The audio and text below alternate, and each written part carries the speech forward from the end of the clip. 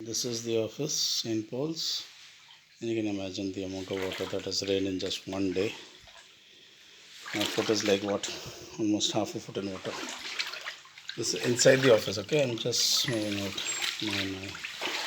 See the amount of water.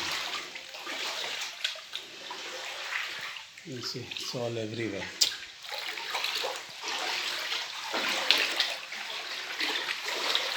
That's the principal's office. Everything is in water. The entire corridors, everything. You see that? See this? Plenty of water. It's rained in just one day, and today's prediction is that there will be plenty more. Some kind of a depression, deep depression.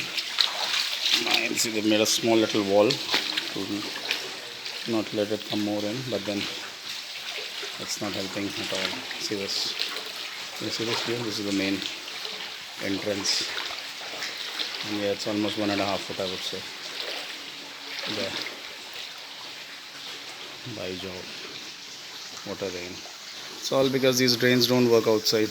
They construct, but then nothing is working out. So you can understand what sort of construction happens and what Mr. Dariwal is doing right in front of your eyes. This today is what, 23rd of August 2022.